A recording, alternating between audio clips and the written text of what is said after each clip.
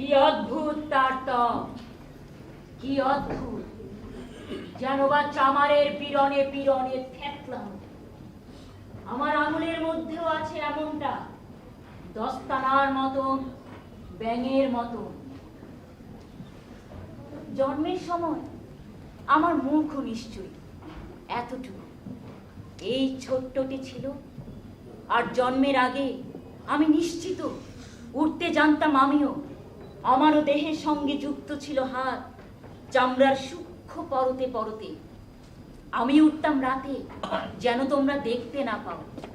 দেখলেই তো নামিয়ে ফেলতে আমাকে, সে কি আমি জানতাম না?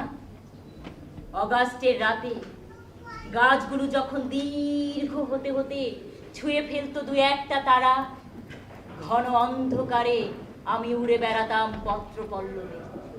যদি ঝলসে দিতে তীব্র কোনো আলো দিয়ে, দেখতে পেতে আমার গোলাপি কঙ্কাল ডানা সমেত ক্রমশ শরীর নিয়ে মায়ের জঠর থেকে পালিয়ে আসা এই আমাকে। শুনতে আমার খোনা স্বর, ঘর বাড়ি আর সৈন্য শিবিকার উপর দিয়ে শুনতে আমার চিৎকার। আর এ কারণেই হয়তো তোমাদের কুকুরগুলো আমাকে শুকতে থাকে। ওরা জানে আমাকে ধরে ফেলতে হবে, উল্টো করে ঝুলিয়ে রাখতে হবে কোনো গোরস্থানে, বেঢপ কোনো গাই গরুর মতো।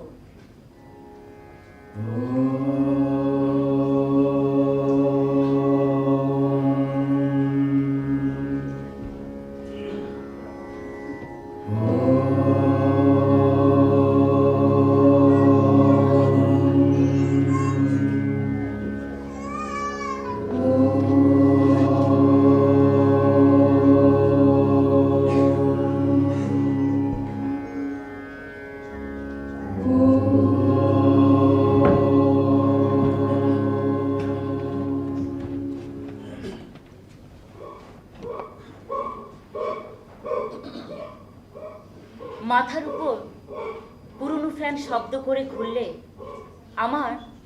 আমাদের কলকাতায় বউবাজারে বাড়ির কথা মনে পড়ে যায়। আমাদের বসবার ঘরে ঠিক এমনি একটি ফ্যান যখন ঘুরতো, তখন বাইরের কোলাহল, যানবাহনের শব্দ চাপা পড়ে দূরে চলে যেত নতুন একটা ঢেউ। পুরাতন ভেঙে পড়া ঢেউকে যেমন তাড়িয়ে নিয়ে যায়, সেই রকম আমার এখন আমাদের বউবাজারে বাড়ির কথা মনে পড়ছে। মা, বাবা, পেয়ারি, তাজিয়া আর মায়ের হাতে মিষ্টি গন্ধ। মাথার উপর ফ্যানটা ঘুরছে, catch catch catch catch catch catch, যেন ঘোড়ার গাড়ির চাকা তেলের অভাবে গোঙানি তুলতে শুরু করেছে। পেছনে পায়ের শব্দ, শক্ত জুতোর পালিশ করা, শরীর মচ মচ করে ওঠে। পায়ের শব্দ খুব কাছে এসে গিয়েছে। পায়ের শব্দ থেমে গেলে ফ্যানের শব্দ আবার বড় হয়ে ওঠে। ঘরটায় জানালা নেই, দরজায় ঝুলছে বড় পর্দা, বাতাস নেই, নড়ছে না ভারী কাপড়। তুমি এসেছো তাহলে? হ্যাঁ, এলাম। না এলেই পারতে। তার মানে আবার কি? এই যে ইচ্ছে মতো ঘুরছো ফিরছো, যা খুশি তাই করছো, আমি কিছুই জানছি না, সেটা কি ভালো হচ্ছে? মন্দিরও কিছু দেখি না, ইচ্ছে মতো ঘুরছি ফিরছি, এ তো নতুন কিছু না। বিয়ের আগেও গিয়েছি। বিয়ের আগে আর পরে তফাৎ আছে। তুমি এখন বউ, একজন সম্ভ্রান্ত ইম্পর্টেন্ট লোকের স্ত্রী। আমার প্রেস্টিজের কথা ভাবতে হবে তোমাকে। তোমার প্রেস্টিজের কথা ভাবার মানে যদি এই হয় যে আমাকে চার দেয়ালে বন্দী হয়ে থাকতে হবে, তাহলে তুমি ভুল করছো। তুমি খুব ভালো করে জানো I am not that type. তাছাড়া বিয়ের আগে শর্ত ছিল তুমি আমার ইচ্ছে অনিচ্ছায় কোনো হস্তক্ষেপ করবে না। Shut up, I know your type. You are hurting me. ছেড়ে দাও, ছেড়ে দাও। I still leave me alone.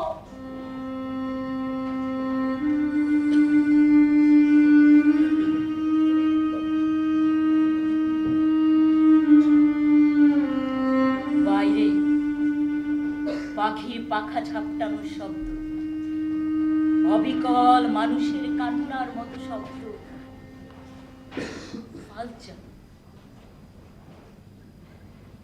আমার রুদ্ধ গলা দিয়ে ফ্যাস ফ্যাস শব্দ বের হয়। ফালচা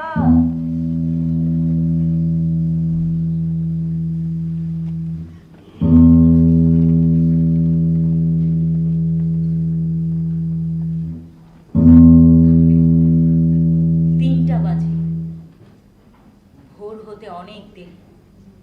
আমি অন্ধকারে অনেক ছায়া দেখতে পাই, তারা সন্তর্পণে নড়ছে, ষড়যন্ত্র করছে।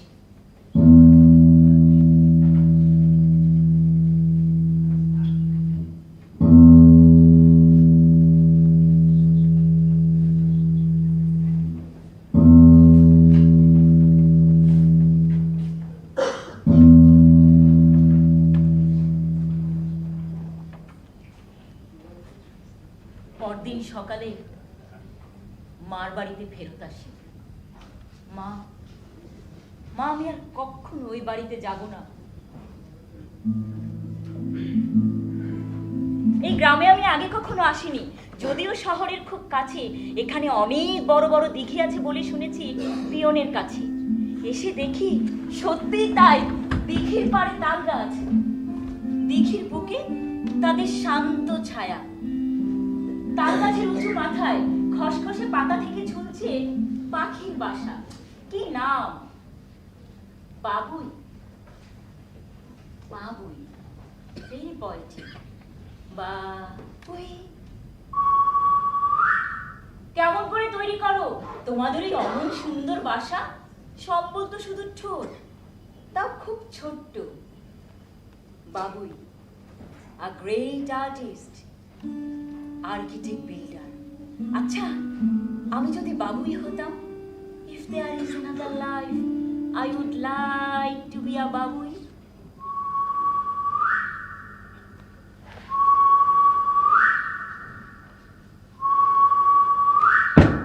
চট্টগ্রামের অনেক গ্রাম ঘুরে ঘুরে ছোট বড় বহু মাজার দেখেছি। I love মাজার্স। লাল শালু, শুকনো ফুলের মালা আর ঠান্ডা ঘরের মেঝে, পিন ড্রপ সাইলেন্স। আর দুপুরে ঘুঘুর ডাক, ভেরি স্যাড। খুব নিঃসঙ্গ মনে হয়। ওরা আমাকে এক অন্যরকম অনুভূতি দেয়।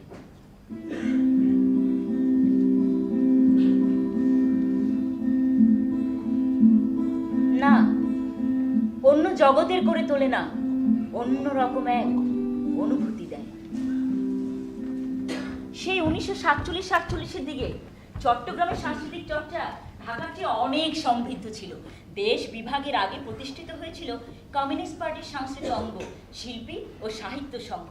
পরে কমিউনিস্ট পার্টি নিষিদ্ধ হয়ে যাবার পর আর কোনো ফর্মাল অর্গানাইজেশন না করে সংস্কৃতি বৈঠক নাম দিয়ে সাংস্কৃতিক কাজ চালিয়ে যাওয়া হলো। একদিন আমি এসে সেখানে হাজির, সঙ্গে খালু সুলতান খান। তখন কবিতা আবৃত্তি হচ্ছে। আমাকে দেখে কবিতা আবৃত্তি বন্ধ করে তাকিয়ে থাকলো আবৃত্তিকারা শ্রোতারা। আর গুঞ্জন উঠে গেল, নবেরা এসেছে, নবেরা, এই নবেরা এসেছে, নবেরা। হ্যাঁ, অনেকেই আমাকে চিনত, পরিচয় না থাকলেও দূর থেকে দেখেছে কিংবা শুনেছে আমার নাম। চট্টগ্রামে আসার পর থেকে বেশ চাঞ্চল্য সৃষ্টি করেছিলাম আমি, হয়তো অতিরিক্ত সামাজিক হবার কারণে। আর আমার সৌন্দর্যের খ্যাতি তো ছিলই।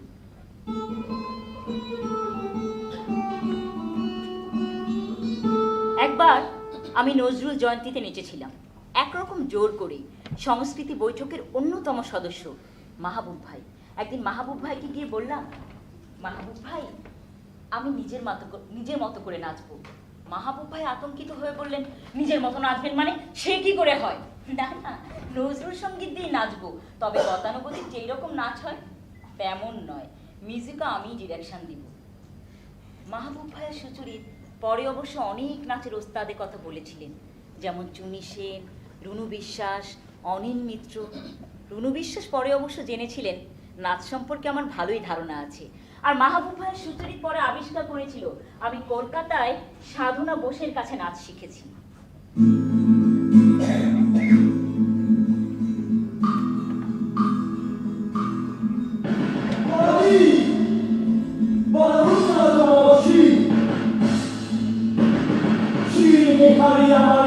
সাহসী ওই শিখর হিমাদ্রি বলবি বলবি বলবি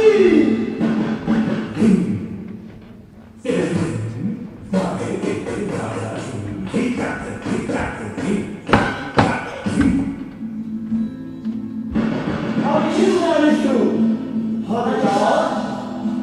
ভাবে সূর্য বঙ্গরাজ হাতে বাতা ভাসের ভাস্করি আর হবে আরো দুর্য আমি সন্ন্যাসী বলবি বলবি বলবি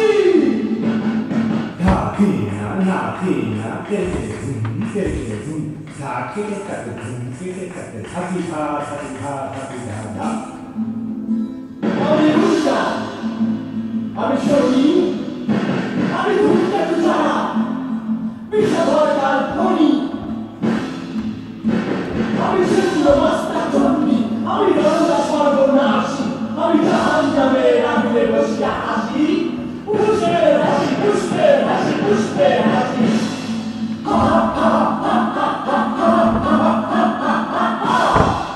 কেউ কেউ আবার সমালোচনা করে বলেছিল বেশি ওয়েস্টার্নাইজ। আরে মেয়ে মানুষের এত লাফালাফি কিসে? সেন্ট ফ্রান্সিস বিদ্যালয়ে সেইবার নজরুল জয়ন্তী উদযাপিত হলো। সেবারের প্রধান আকর্ষণই ছিল আমার নাচ।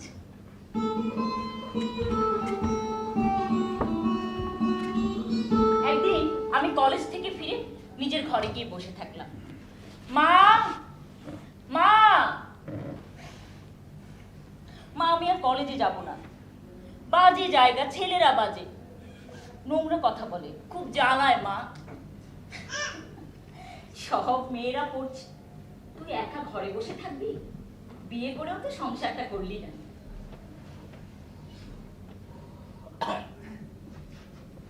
মা তুমি আর কখনো আমার সামনে বিয়ের কথা তুলবে না। আমি ওটা পছন্দ করি না। আমি নিজের মতো করে থাকতে চাই। মা আমার মাথায় হাত বুলিয়ে দেন।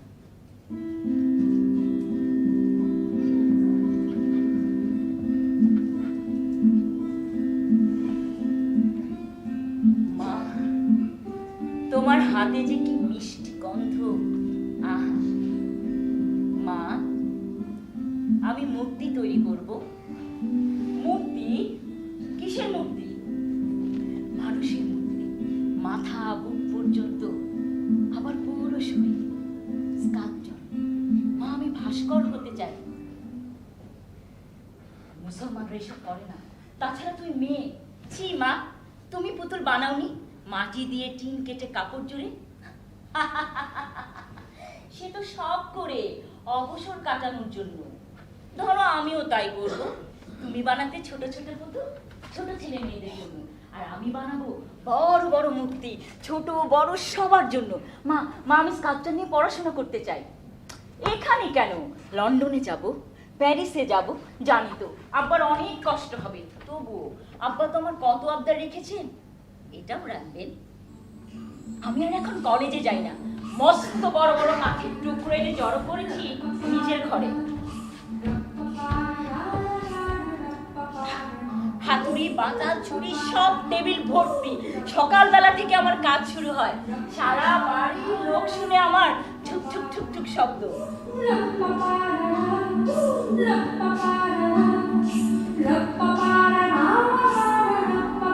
কেউ কেউ এসে বলে, এ নবেরা এটা এত বড় কেন? কেউ এসে বলে, নাকটা চ্যাপটা কেন? আমি কিছুই বলি না।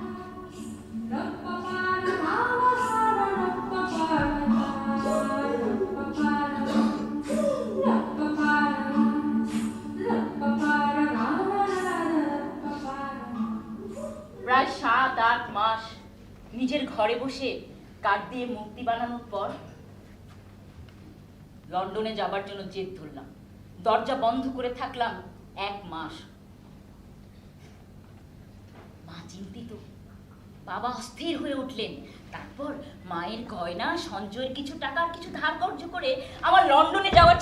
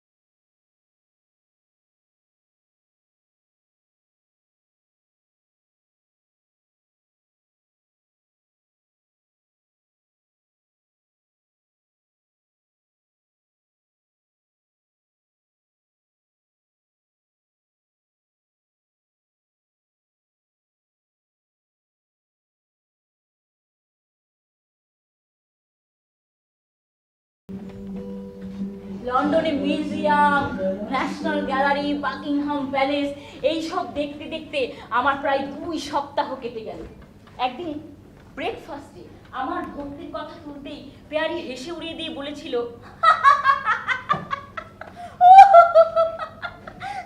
তুই কি সত্যি সত্যি এখানে ভর্তি হতে এসেছিস? আহ পেয়ারি।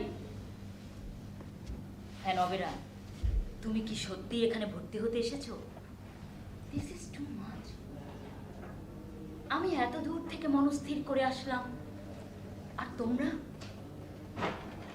ঠিকানা জোগাড় করতে বেশি দিন লাগলো না। আমার প্রয়োজনীয় শিক্ষা নেই, ডিগ্রি নেই বলে প্রায় সকল অ্যাপ্লিকেশনই রিজেক্ট হচ্ছিল। একদিন পেয়ারি আমাকে বিবিসি অফিসে নিয়ে গেল। সেখানে রিসিপশনে শ্যামলা রঙের এক ভদ্রলোক আমাদের জন্য অপেক্ষা করছিলেন। তিনি আমাদের কাছে এসে হাত বাড়িয়ে বললেন, আমি নাজির আহমেদ, তুমি নিশ্চয়ই নবেরা, তোমরা বসো, আমি এক্ষুনি আসছি। কিছুক্ষণ পরে তিনি আসলেন, সঙ্গে 2 ভদ্রলোক। নাজির ভাই পরিচয় করে দিলেন, এই নবেরা, ইনি জয়নুল আবেদিন, ঢাকা আর্ট কলেজের প্রিন্সিপাল, আর ইনি নুরুল ইসলাম, ঢাকা রেডিওতে নিউজ পড়তেন। নুরুল ইসলামকে আমি চিনি না, কিন্তু জয়নুল আবেদিনের নাম শুনেছি। সব শুনে তিনি বললেন, সব ইয়াব্বা, ঢাকায় ভর্তি হইছো, নক করে ডাইরেক্ট আইসো, ভর্তি হইছো এখানে? ও ওই সোনা, দেহি আটটা দেখা, আর্টিস্টই খাত, শিল্পী হইতে পারবাই, আর্টিস্ট হইতে চায় কিন্তু অ্যাডমিশন পাচ্ছে না। নাজির, মায়াটা লেগে কিছু করা লাগে। সেই আমার ছবি আঁকা শুরু আবেদিন স্যারের কাছে, সেই আমার হাতে খড়ি। প্রথমে স্কেচ, ড্রয়িং এই সব দিয়ে শুরু।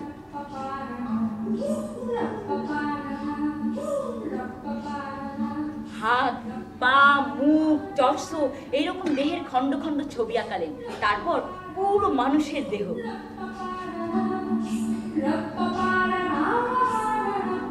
মাঝে মাঝে নাজির ভাই এসে বলতেন, কি কত দূর হলো, প্রোগ্রেস হচ্ছে? আবেদিন স্যারও হেসে উত্তর দিতেন, প্রোগ্রেস হইতো না, খেলা পড়ায় আর খেলা ছাত্রী দেখবা না। নাজির ভাইও তাৎক্ষণিক উত্তর দিতেন, স্কুলটা কার বাড়িতে সেটাও তো দেখতে হবে। ও নবেরা শোনো, আমার ছোট ভাই হামিদ আসছে ঢাকা থেকে, এখানে আর্ট পড়বে। ঢাকা আর্ট কলেজে 2 বছর পড়েছে, ভালোই হলো, তোমরা দুজন একসঙ্গে অ্যাডমিশনের ব্যাপারে ঘোরাঘুরি করতে পারবে, কি বলো? শুনে আমি খুশি হলাম। বেশ, একজন সঙ্গী পাওয়া গেল, শুধু ঘোরাঘুরির জন্য না, লেখাপড়ার জন্য।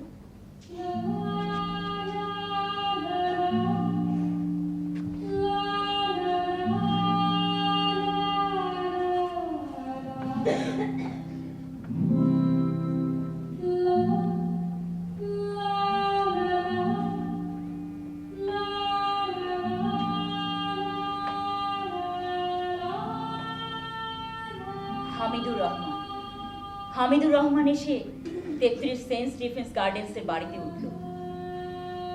তার কিছুদিন পর আবেদিন স্যার চলে গেলেন।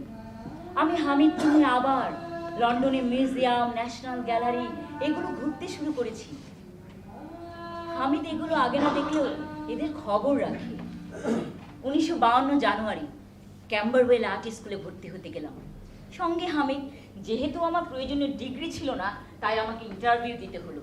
তৎকালীন স্কাল্পচার ডিপার্টমেন্টের হেড মিস্টার ফোগল আমাকে দেখে অনেকক্ষণ তাকিয়েছিলেন। স্কাল্পচার কেন শিখতে চান? যেই কারণে আপনি শিখতে চেয়েছেন সেই কারণে। স্কাল্পচারের সঙ্গে অন্য শিল্প মাধ্যমের তফাৎটা কোথায়? ডাইমেনশনের। স্কাল্পচার 3 ডাইমেনশনের, অন্য আর 2 ডাইমেনশনের। যদিও পার্সপেক্টিভের সাহায্যে 3 ডাইমেনশন ইফেক্ট আনার চেষ্টা করা হয়। ওনার অভিব্যক্তি দেখেই আমি বুঝেছিলাম আমার উত্তরে তিনি খুশি হয়েছেন। বাইরে বেরিয়ে আসতেই হামিদ আমাকে জিজ্ঞাসা করেছিল, পাস করেছি না ফেল করেছি। আমিও উত্তর দিয়ে দিয়েছিলাম, I have not failed so far in life. Perhaps never. আসলে আবেদিন স্যারের কাছে ছবি আঁকা শেখা আর ওদের সঙ্গে আলোচনা খুব কাজে লেগেছিল। হামিদ লন্ডনের সেন্ট্রাল আর্ট স্কুলে ভর্তি হয়েছে। ক্লাসে যাচ্ছি নিয়মিত, প্রায় রোজই আমাদের দেখা হয়, কখনো রেস্তোরাঁয়, কখনো কফি শপে, কখনো নাজির ভাইয়ের বাসায়। নাজির ভাই ঢাকায় চলে যাবার পর হামিদ হোবর্নের কাছে ক্র্যানলি স্ট্রিটে 3 বেডরুমের বড় একটা ফ্ল্যাট ভাড়া নিল। এত বড় কেন জিজ্ঞাসা করতে সে আমাকে উত্তর দিয়েছিল, আর্টিস্টদের জন্য নাকি বড় জায়গা দরকার হয়, কাজের জন্য তো বটেই, বন্ধু বান্ধবদের থাকার জায়গা দেওয়ার জন্য। সে আমাকে তার ফ্ল্যাটের এক্সট্রা একটা চাবি দিয়ে বলেছিল, এটা যেন আমার কাছেই থাকে, যখন খুশি আসতে পারবো, কারো জন্য বাইরে অপেক্ষা করতে হবে না।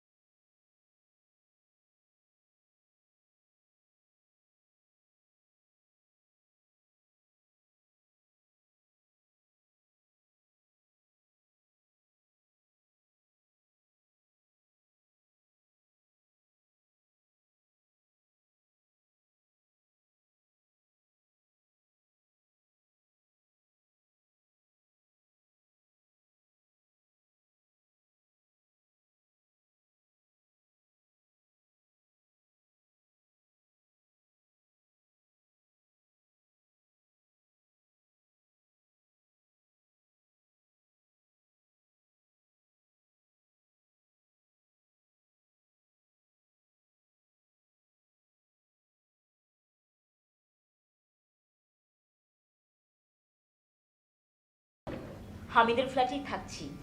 পেয়ারি আর দুলাভাই ঢাকায় চলে যাবার পর আমার থাকার জায়গা নিয়ে যেই ভাবতে শুরু করেছি, তখন হামিদ তার 3 রুমের একটা আমার জন্য ছেড়ে দিলে। আমি এতে আপত্তি করার মতো কিছু দেখলাম না। অন্যেরা কি ভাবলো তা নিয়ে মাথায় ঘামালাম না। আমি যা ভালো বুঝি ঠিক তাই করি, এতে অন্যের যদি খারাপ লাগে তাতে আমার কোনো মাথা ব্যথা নেই।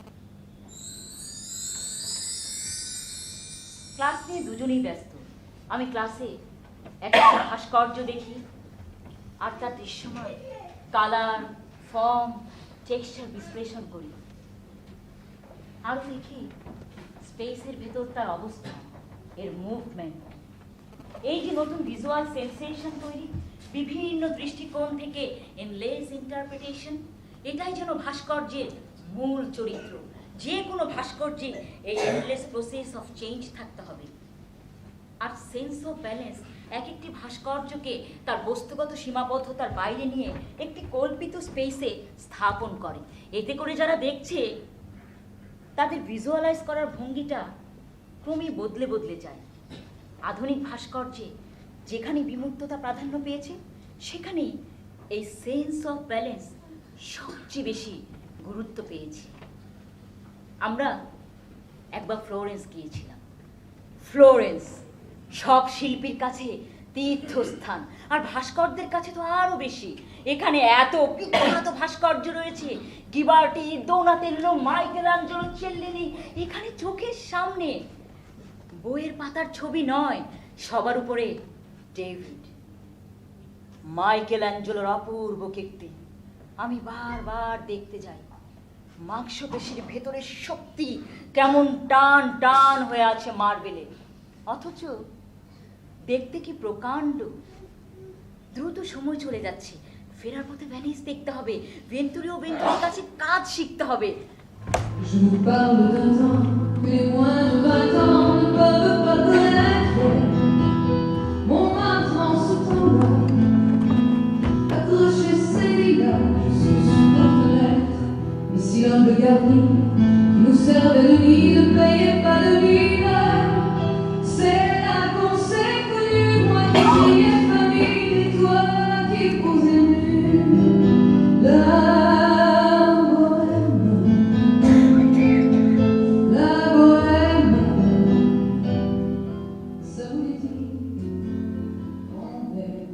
প্যারিস, প্যারিসে আমরা 3 বার গিয়েছিলাম। প্রতিবারই আমার শহরটাকে নতুন বলে মনে হয়। এর ঘর, বাড়ি, রাস্তা, নদীর ব্রিজ সব যেন ছবিতে আঁকার জন্য তৈরি। এখানে ব্যবসা, বাণিজ্য, যুদ্ধ, বিগ্রহ, রাজনীতির কথা মনেই আসে না।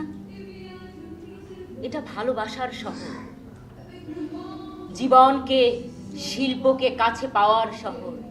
কিছুই না করে যদি রাস্তার পাশে এভিনিউর উপর কফি শপে বসে বসে শুধু চেয়ে থাকার অভিজ্ঞতা।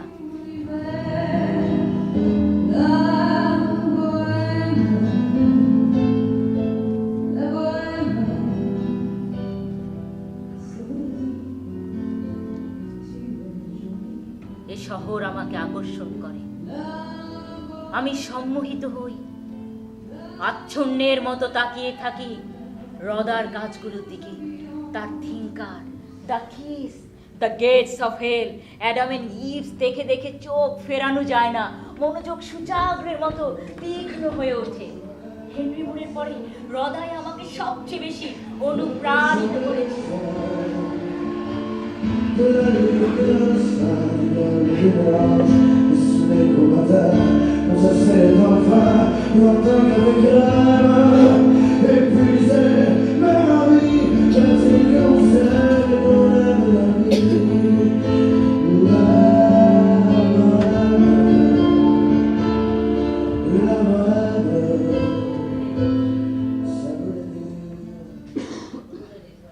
আমাদের পড়াশোনা প্রায় শেষ। আমি ঢাকায় ফিরল 5 মাস আগে, আমি 5 মাস পর। ঢাকায় ফিরে আমি হামিদের আশেক খান লেনের বাড়িতে উঠলাম। তাদের বিরাট পরিবার।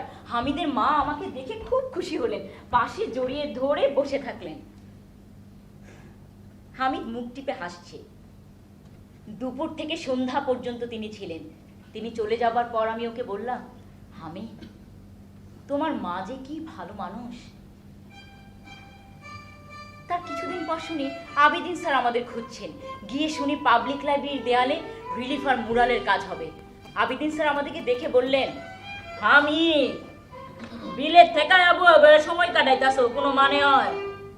আর এই যে নবেরা, তুমি যে কাম শিক্ষাইছো, স্কাল্পচার, বড় শক্ত জিনিস, এই দেশে কদর নাই।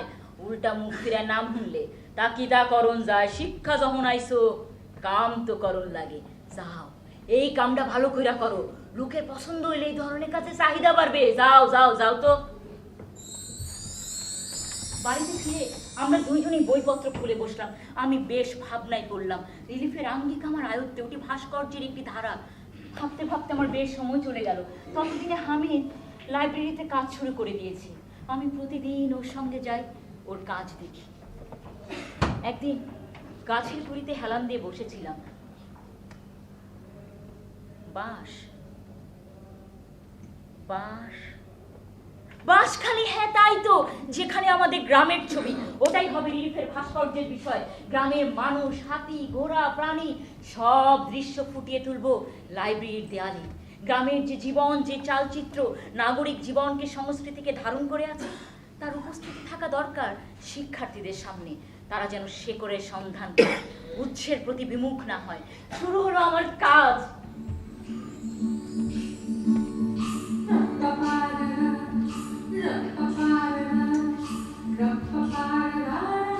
সকাল থেকে সন্ধ্যা পর্যন্ত আমরা কাজ করি।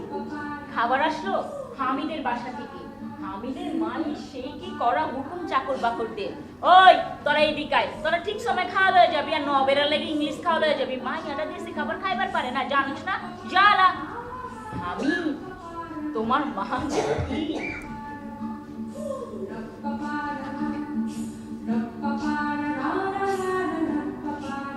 এই পাবলিক লাইব্রেরি কাজ দেখতে আসলেন অনেকে।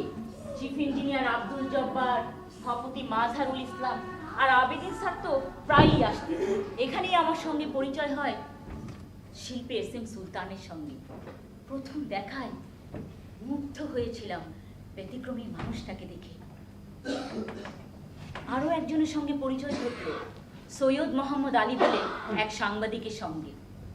1957 তৎকালীন পাবলিক লাইব্রেরিতে আমার আর হামিদের প্রথম যৌথ প্রদর্শনী হলো। একেবারে নতুন কাজের সঙ্গে পরিচয় ঘটল মানুষের।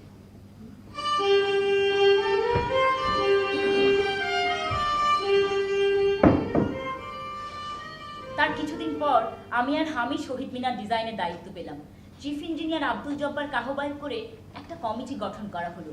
সদস্য আবেদিন স্যার আর স্থপতি মাজহারুল ইসলাম, আর উপদেষ্টা দুজন বিদেশি, ডেনমার্কের দুলুরান এবং ম্যাকোনেন। ডিজাইনটা শেষ করতে আমাদের প্রায় 1 মাস লেগেছিল।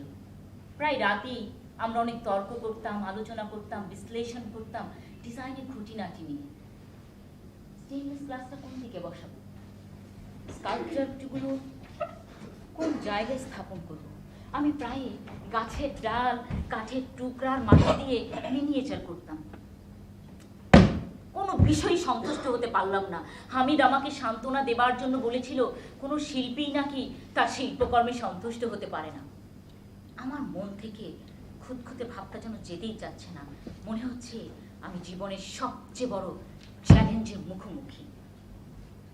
21শে ফেব্রুয়ারি শহীদ মিনারে ভিত্তিপ্রস্তর স্থাপন করলে পূর্ণমন্ত্রী।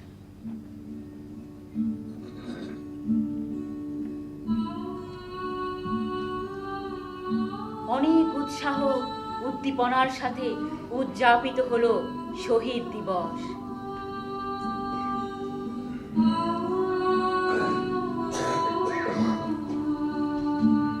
এই প্রথম শিল্পী জীবনের সার্থকতা অনুভব করলাম।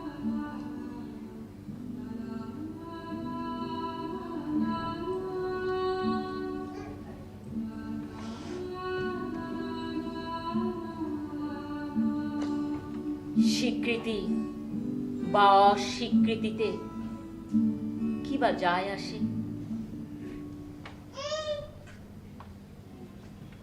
কাজ শুরু হয়ে যাবার পর আমি আর হামিদ সকালবেলা বের হতাম, সন্ধ্যায় ফিরতাম। পরে কাজের জন্যই শহীদ মিনারের পাশে একটা অস্থায়ী ডেরা করে দুজন থাকা শুরু করলাম। খাবার আসলো হামিদের বাসা থেকে। হামিদের মায়ের সেই কড়া হুকুম চাকর বাকরদের, ওই তোরা এই দিকায়, তোরা ঠিক সময় খাওয়া হয়ে যাবি, আর নবেলা লাগে ইংলিশ খাওয়া হয়ে যাবি। মাই এটা দেশি খাবার খাইবার পারে না, জানিস না? জ্বালা। আর হামিদের বড় ভাই বললেন, আম্মা কামটা কি ঠিক হইতাছে? অহন দেহি দুজন এক লগে থাকা শুরু করছে। হামিদের মা হেসে বলতেন, ওই বো সব ঠিক হইব।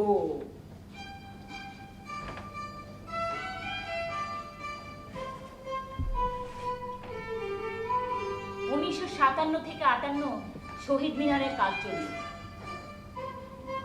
কাজ শেষ হবার আগে বন্ধ হয়ে গেল মার্শাল ল জারি হবার কারণে। মার্শাল ল জারি হবার পর তৎকালীন এয়ারপোর্টের কাছে তেজগা এলাকায় এমআর খানের বাড়িতে আমি একটা কমিশনের কাজ পেলাম। বাড়িটা ঘুরে দেখে আসলাম। ঠিক করলাম বাড়িটার সামনের দেয়ালে কিছু ছোট ছোট ফ্রিজ করব, আর তার সামনে থাকবে আমার স্কাল্পচার। আমি ভাবলাম স্কাল্পচারটা ভুঁই ফোড়ের মতো দাঁড়িয়ে থাকলে হবে না, পরিবেশের সঙ্গে সামঞ্জস্যপূর্ণ হতে হবে। ভদ্রলোক পাকা দালান করেছেন ঠিকই, কিন্তু বাড়িটার চারপাশে জলাভূমি, ধান ক্ষেত, গাছপালা, সুতরাং পরিবেশের সঙ্গে সঙ্গতি রেখে তৈরি করলাম ভাস্কর্য। একটা দাঁড়িয়ে থাকা গরু আর দুটো মানুষের সেমি অ্যাবস্ট্রাক্ট ছবি। 4টি স্তম্ভ নেমে এসেছে নিচে পায়ের প্রতীক হিসেবে। হামিদ দেখে বলল, brilliant composition, very modern form. শুধু ছিদ্রগুলো হেনরি মুরের প্রভাবের কথা মনে করিয়ে দিচ্ছি। আমি বললাম, তা বেশ তো, বেশ তো বলুক না লোকে, Henry Moore of Pakistan. Henry Moore সিমেন্টে কাজ করেননি, গরু আর মানুষ একই অবয়ব থেকে তৈরি করেননি। হেনরি মুরের আগে বারবারও ছিদ্র নিয়ে কাজ করেছেন। একজন শিল্পী আরেকজন শিল্পীর শিল্প দ্বারা অনুপ্রাণিত হতেই পারে। হেনরি মুর দুটো পজিটিভ স্পেসকে একসাথে করে মাঝখানে পথ তৈরি করে দিয়েছেন। আমি তো তা করিনি। আমি তো মনেই করি যে কোনো শহরে একটি স্থাপত্য তৈরি হলে একটি ভাস্কর্যও তৈরি হবে। মানুষ ঘর থেকে বের হয়ে ভাস্কর্যের সঙ্গে হাসবে, খেলবে, কথা বলবে। মোট কথা একটা মানুষ শিল্পের সঙ্গে বেড়ে উঠবে। কেউ তো কখনো কখনো একটা ছোট্ট শিল্পকে সারা জীবন বহন করে চলে। আমি একবার সেগুন কাঠ দিয়ে মানুষের একটা মুখ করেছিলাম। চ্যাপ্টা নাক, ঠোঁট দুটো পুরো, চোখ দুটো আধ বোঝা, উপরের দিকে তাকিয়ে কিছু একটা ভাবছি। ভীষণ গম্ভীর দেখায়। আমার কাজিন রাশেদ নিজাম এসে বলল, I like it, it has a character, can I have it? 10 দিন লেগেছে মুখটা বানাতে। দিয়ে দিলাম। Yes, can. Thank you. এটা আমি আমার সারা জীবন পাশে পাশে রাখবো। My talisman. রেখেছিল তাই। রাশেদ ভাই যেখানে যেত, ট্যালিসম্যান সেইখানে যেত।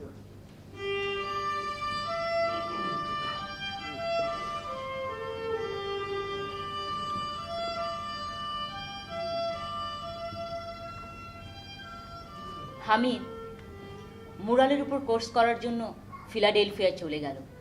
1960 অগাস্ট এশিয়া ফাউন্ডেশন ও পাকিস্তান ইউনাইটেড নেশনসের যৌথ সহযোগিতায় আমার প্রথম একক ভাস্কর্য প্রদর্শনী হলো তৎকালীন পাবলিক লাইব্রেরিতে। প্রদর্শনীর নাম দিয়েছিলাম ইনার গেজ। এই ইনার গেজ করার সময় আমি সেই পুরনো সমস্যায় পড়েছিলাম। স্কাল্পচারের বিষয় কি হবে, ফর্ম কোন ধরনের, ভাবতে ভাবতে আমার বেশ সময় চলে গেল। কয়েকদিন দরজা বন্ধ করে ভাবলাম। একদিন হঠাৎ চোখ পড়লো টেবিলের উপর রাখা মাটির পুতুলটার দিকে। ময়মনসিংহের পুতুল, আবিদিন স্যার দিয়েছিলেন। হাত পাগুলো সংক্ষিপ্ত আর সোজা, অনেকটা হেলেনিস্টিক আর্কাইভ পিরিয়ডের মতো দেখতে। কোনো বাহুল্য নেই, সাদামাটা, প্রত্যক্ষ অভিব্যক্তি। ঠিক করলাম এই পুতুলে ফর্মে আমি ব্যবহার করব, তবে আরো বিমূর্ত ভাবে। আবিষ্কারের আনন্দে আমি লাফিয়ে উঠি। আমি ফর্ম পেয়ে গেছি। ভাস্কর্যের বিষয়ে চলে আসলো প্রায় সঙ্গে সঙ্গে। মানুষের জীবনের আশা, আকাঙ্ক্ষা, ট্রাজেডি, তৃপ্তি, প্রতিটি কাজেই থাকতে হবে জীবনকে তলিয়ে রাখার অভিজ্ঞান, সূক্ষ্মতম দৃষ্টি। প্রতিটি ভাস্কর্য থেকে বেরিয়ে আসতে হবে প্রাণের স্পন্দন, জীবনের জয়গান, ভবিষ্যতের আশাবাদ। চাই আনন্দ, উজ্জ্বল পরমায়ু। ঢাকা থেকে বেরিয়ে পড়লাম, ঘুরলাম গ্রামে গ্রামে, দেখলাম কামার কুমোরদের কাজ, গুনটানা মানুষ, নৌকার মাঝি। এরকম খণ্ড খণ্ড দৃশ্য দেখার জন্য ঘন্টার পর ঘন্টা ফসলের পাশে বসে থাকলাম। এই ইনার গেজ করার সময় এস এম আলী আমাকে বেশ উৎসাহ দিয়েছিল। সে প্রায়ই বলতো, কে কোথায় উধাও হয়ে যাও? শিল্পীকে মাঝে মাঝে উধাও হয়ে যেতে হয়। সে তো বুঝলাম, কাজের কিছু হলো। আমি যখন কাজ করি তখন থামতে জানি না, শুধু শুরু করার আগে একটু সময় লাগে। কেন? আলসেমি না, প্রসব বেদনা। ভাস্কর্য আর মাতৃত্ব এক রেখা। শুনে আলী অনেকক্ষণ আমার দিকে তাকিয়েছিল। তার কিছুদিন পর ইনার গেজের কাজ শুরু হলো। বেশ বড় বড় কাজ, ট্রাক ভরে রড, সিমেন্ট আর মার্বেল ডাস্টে বস্তা আসলো। বিলেতে থাকতে কাজ করেছি মার্বেলে, প্লাস্টারে, ক্লেতে আর পাথরে। আর এখানে সিমেন্ট ছাড়া কোনো উপায় নেই। এক দারুণ সীমাবদ্ধতা। আমি অ্যাবস্ট্রাক্ট, সেমি অ্যাবস্ট্রাক্ট কাজ করি। সিমেন্টই আমাকে বাধ্য করছে এই ফর্মে কাজ করতে। ইনার গেজ নাম রেখেছি শুনে আলী বেশ প্রশংসা করলো, বলল বেশ সুন্দর নাম, ফিলোসফিক্যাল। আচ্ছা নভেরা, তুমি কি সবসময় তোমার জন্য একটা কঠিন লক্ষ্যবস্তু বেছে নাও? সহজ কিছু নিতে পারতে। চ্যালেঞ্জ ছাড়া জীবনে বেঁচে থাকার অর্থ হয় না। কঠিন কিছু করতে গিয়ে ব্যর্থ হলেও সান্ত্বনা থাকে। আর শিল্পের রাস্তায় সহজ বলে কিছু নেই।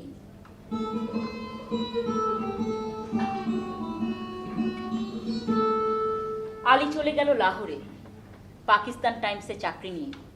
যাবার আগে আমাকে লাহোরে যাবার প্রস্তাব দিয়ে গেল। আমি বলি, দেখি, চিন্তা করে দেখি।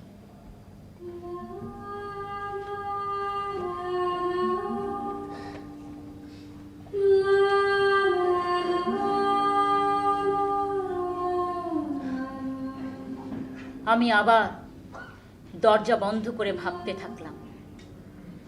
না, কোনো ভাস্কর্যের চিন্তায় নয়, নিজের জীবনই আমাকে ভাবনায় ফেলল। কাজ করতে করতে করতে নিজের ব্যক্তিগত জীবনটাকে কখন খুইয়ে ফেলেছি খেয়ালই করিনি। ফাঁকতালে আমার জঠরে উপনিবেশ গড়ে নিয়েছে প্রগাঢ় অসুখ। ওরা বলেছে অপারেশনটা করতেই হবে। মাতৃত্বের স্বপ্নটা বুঝি স্বপ্নই থেকে গেল।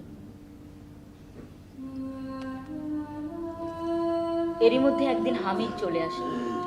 আমার প্রদর্শনী ব্রোশিয়ার দেখে বেশ প্রশংসা করল, কিন্তু আমি যেন অন্য রকম, অন্য কোথাও। ও আমাকে জিজ্ঞাসাও করেছিল কেন আমি এত গম্ভীর। আমি বলি, বসো, কথা আছে।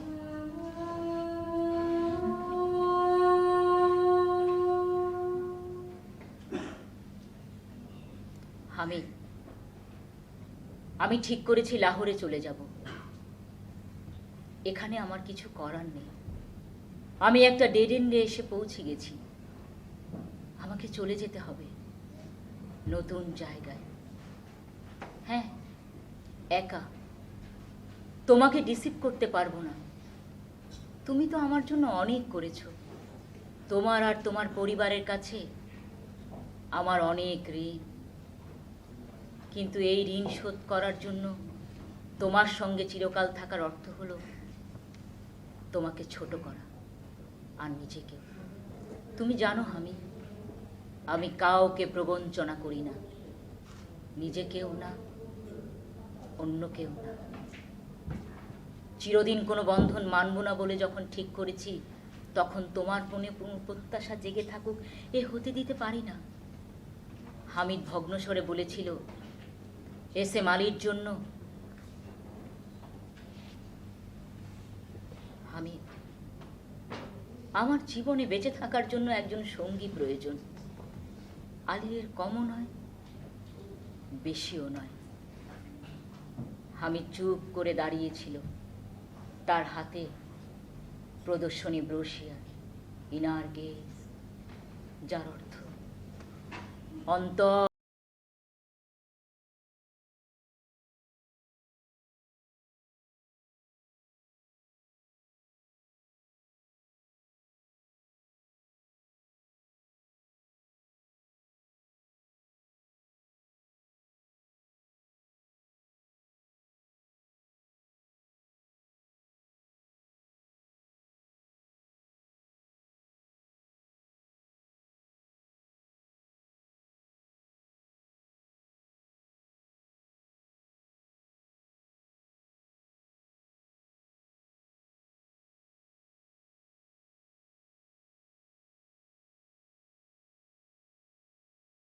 পাকিস্তান পেইন্টিং অ্যান্ড স্কাল্পচার এক্সিবিশনে আমার চাইল্ড ফিলোসফার প্রথম পুরস্কার পেল।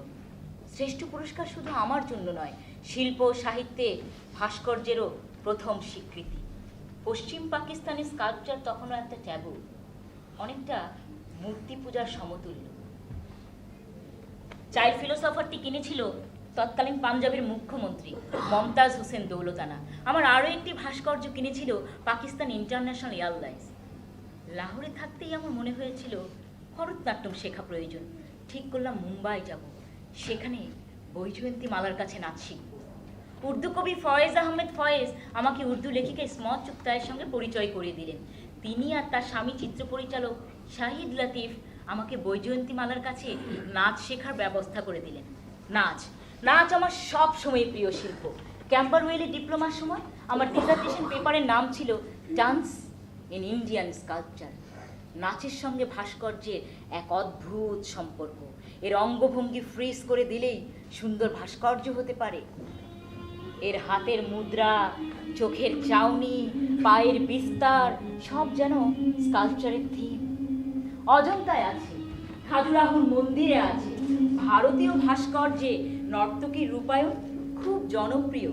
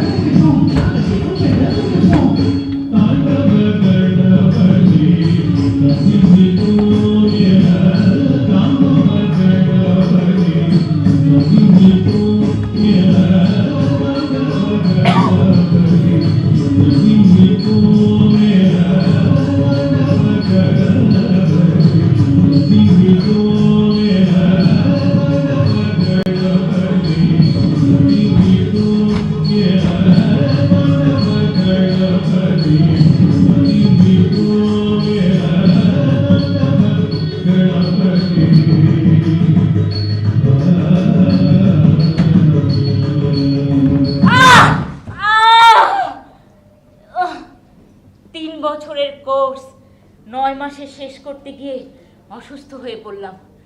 পায়ে প্রচন্ড ব্যথা নিয়ে ফিরে এলাম লাহোর। তারপর প্যারিস, তারপর ব্যাংকক।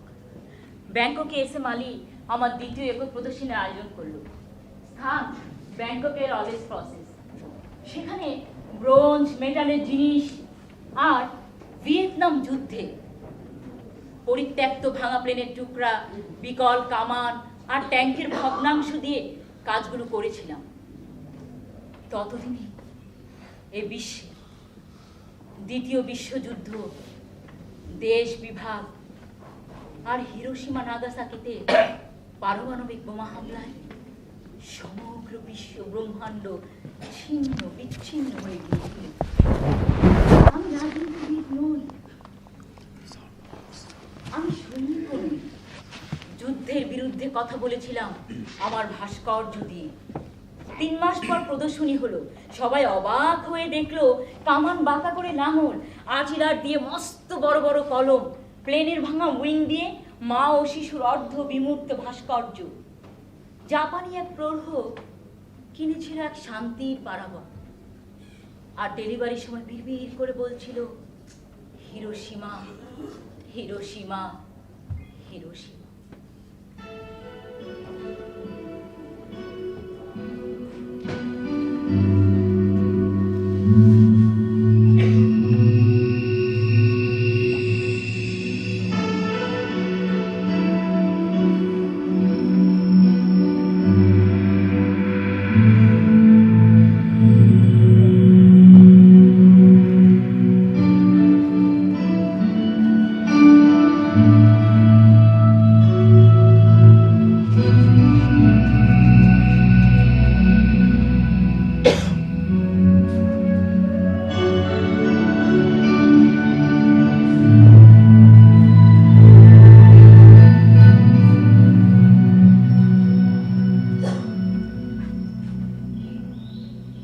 আমি আবার আমার প্রিয় শহর প্যারিসে ফেরত আসি। এখানে আমি আমার নিজস্ব স্টুডিও করেছি।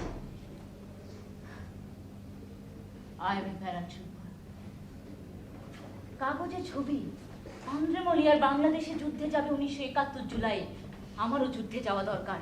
আমার ভাস্কর্য দিয়ে, আমার শিল্প দিয়ে যুদ্ধ করব আমি। ওরা আমার আর হামিদের তৈরি শহীদ মিনার ভেঙে ফেলেছে, আমাকে তো যুদ্ধে যেতেই হবে।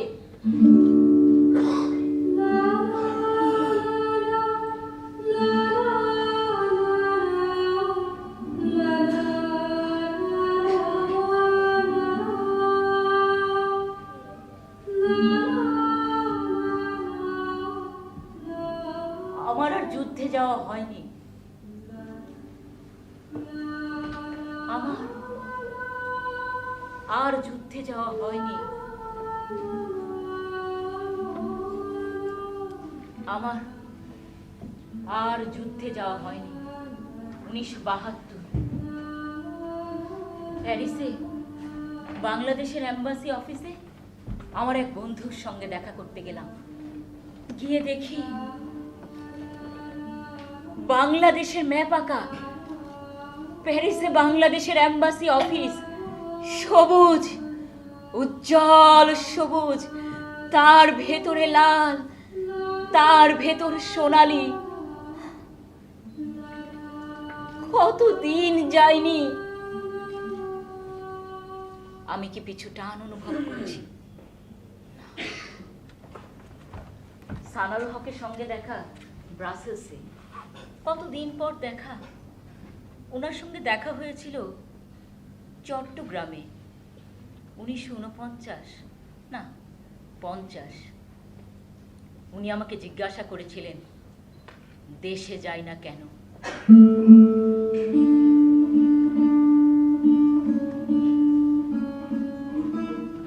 বলা হয় না কিছুই, কবি মানুষ, নিজেরই বোঝা উচিত। কেন যাই না? উনি যেতেন, আমি হলে 1973 প্যারিসে আমার তৃতীয় একক প্রদর্শনী। ভাস্কর্যের পাশাপাশি আমার আঁকা 12টি ছবি স্থান পেল সেখানে।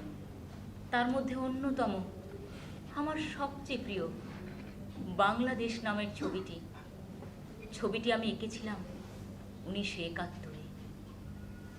বাংলাদেশ 1971। আমি কি পিছু টান অনুভব করছি? না। মামা, একটা টিকিট পাঠাও, তোমাদের দেখতে আসবো। মামা, একটা টিকিট পাঠাও, তোমাদের দেখতে আসবো। কাগজটা দুমড়ে মুচড়ে থাকে হাতের মুঠোয়, হুল ফোটায়, ছুঁড়ে ফেলে দেয় মেঝেতে। মেঝেতে পড়ে আস্তে আস্তে ভাঁজ খুলতে থাকে। ভাঁজ খুলতে খুলতে একটা বেড়াল হয়ে যায় কাগজের টুকরো।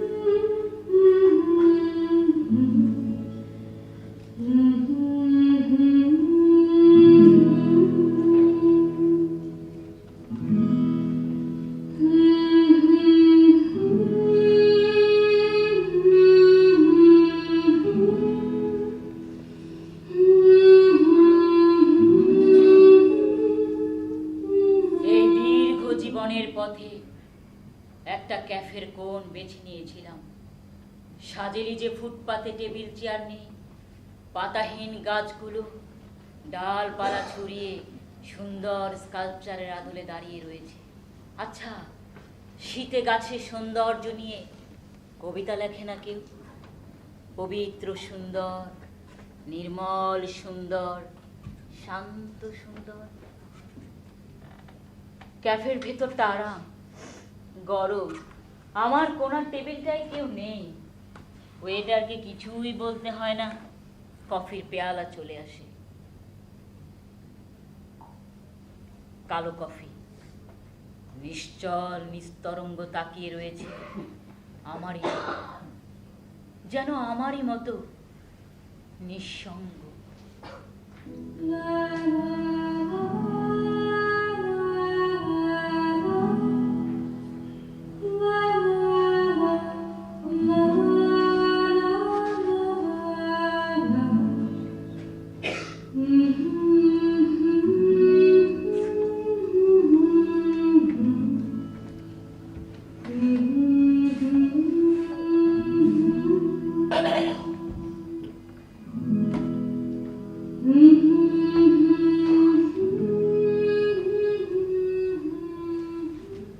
মেট্রোতে ভিড়, বাড়ি ফিরছে মানুষ, সুখী মানুষ, দুঃখী মানুষ, সৎ মানুষ, অসৎ মানুষ, সবাইকে খুশি দেখায়। ক্রিসমাস কাছে আসছে, রাস্তায় দোকানে আলোক মালা জ্বলবে সন্ধ্যায়। আমার এলাকায় স্ট্রসবার্গ সন্ধিনীতে সব চুপচাপ, কেউ আর আসে না এখন। হঠাৎ একটা তীক্ষ্ণ ছুটন্ত আলো আমার কাছে দ্রুত বেগে আসতে আসতে এক জোড়া জ্বলন্ত চোখে পরিণত হয়। আমি আবিষ্কার করি আমি একটা গাড়ির সামনে দাঁড়িয়ে।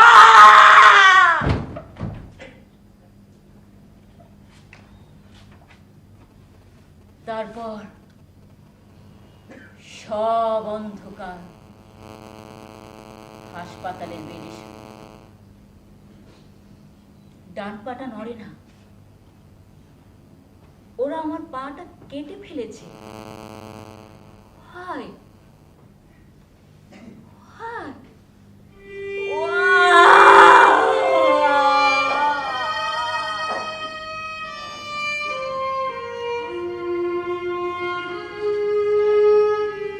কি নিষ্ঠুর, কি নির্দয়! আমি দৌড়ে যেতে পারি না, আমি উড়ে যেতে পারি না, আমি মই বেয়ে কাজ করতে পারি না। আমার সব জুতো পরে আছে, ফ্ল্যাট স্যান্ডেল ছাড়া এখন আর কিছুই পরা যায় না। ভীষণ বেটে দেখায় আমাকে। ঈশ্বর আমাকে বেটে করলেন কেন কে জানে। আমি তার উপর অভিমান করে উঁচু হতাম, লম্বা হতাম। আমার অনেক জুতো, লাল, নীল, সাদা, কালো, সব আমার পছন্দ।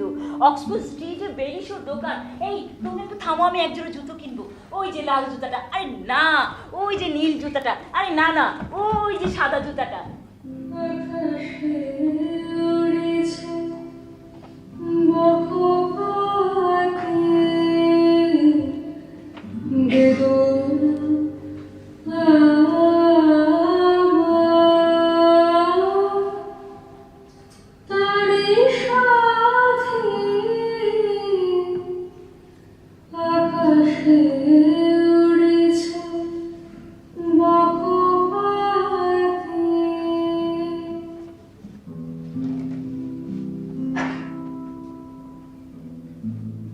প্যারিসে আমি আর আমার স্বামী গ্রাগোয়া দা ব্রুন্স মানে গ্রিসা একটা অ্যান্টিক শপের দোকান দিয়েছিলাম।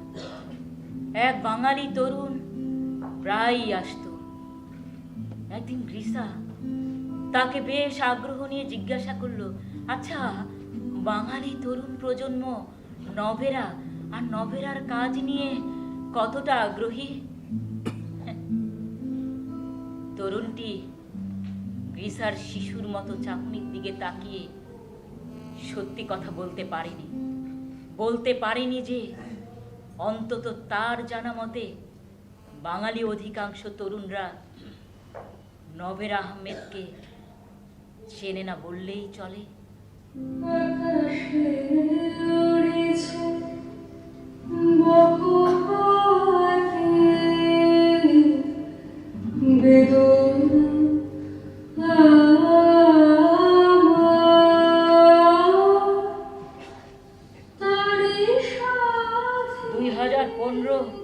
প্যারিস, আমার চতুর্থ একক প্রদর্শনী। 51টি শিল্পকর্মের মাঝে মাত্র 9টি ভাস্কর্য, বাকি অবশিষ্ট আমার আঁকা বর্ণিল ছবি। সেখানে আমার পাখিরাই সবচেয়ে বেশি ওড়াউড়ি করেছিল। আচ্ছা, আমি যদি বাবুই হতাম, if there is another life, I would like to be a baboon.